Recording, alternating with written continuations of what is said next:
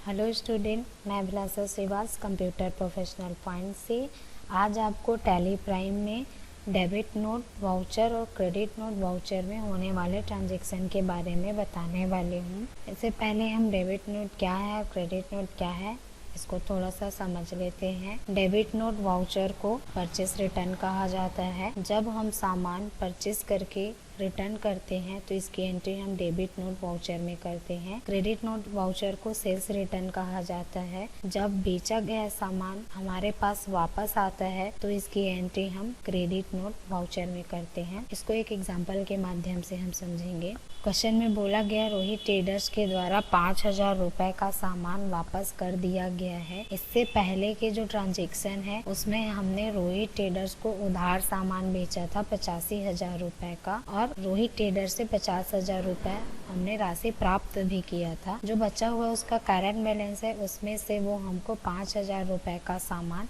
Return कर रहा है। तो इस रिटर्न की एंट्री हम क्रेडिट नोट वाउचर में करेंगे। इसके लिए हम टैली में जाएंगे, वाउचर में जाएंगे।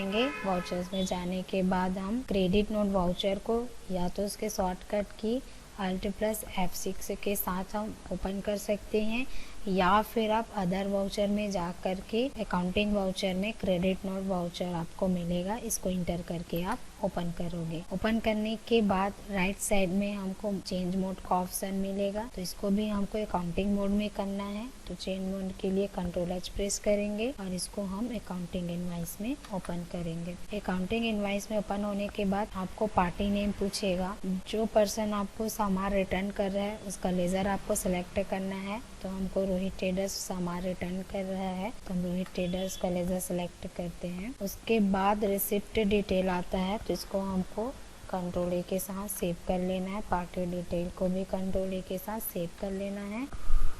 देखिए यहाँ रोहित का जो करंट बैलेंस है 35,000 रुपये भी शो हो रहा है। इसके बाद हम पार्टिकुलर्स में एक सेल्स रिटर्न का लेज़र बनाएंगे, जिसके लिए हम Alt+C शॉर्टकट की प्रेस करेंगे, सेल्स रिटर्न टाइप करेंगे, इंटर करेंगे। इसका जो ग्रुप है वो सेल्स अकाउंट के अंतर्गत आएगा। इसको हम Ctrl+A के साथ सेव करेंगे। रिटर्न का जो अमाउंट है वो 5,000 रुपये है। हम 5,000 रुपये अमाउंट टाइप करेंगे और इसको Ctrl+A के साथ सेव करेंगे। नेक्स्ट जो एग्ज़ाम्पल है वो है अशोक ट्रेडर्स को 5,500 रुपये का सामान वापस किया गया। इससे पहले हमने अशोक ट्रेडर्स से सामान खरीदा था 75,000 रुपये का, जिसमें से अशोक को हमने 45,000 रुपये पे कर दिया। अब अशोक ट्रेडर्स को हम 5,500 रुपये का सामान रिटर्न कर रहे हैं।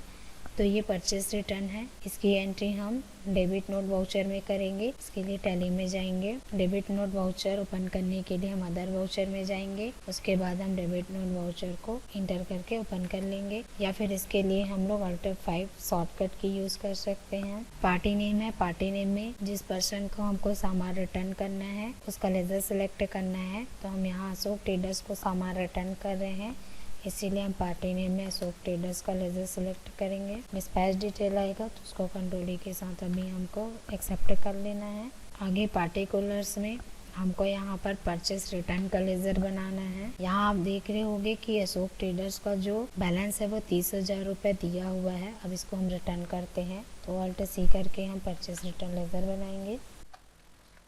परचेस रिटर्न ये परचेस अकाउंट के अंतर्गत आता है। इसको भी हम Ctrl+A के साथ सेव करेंगे।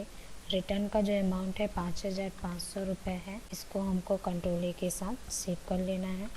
तो इस तरीके से डेबिट नोट और क्रेडिट नोट में होने वाले ट्रांजैक्शन टैली में किए जाते हैं। इसको देखने के लिए हम डेबुक यूज़ करेंगे और आपको यहाँ पर डेबिट नोट और credit note voucher entry show होगा। तो आज हमने डेबिट नोट और क्रेडिट नोट ट्रांजैक्शन के बारे में टैली में सीखा।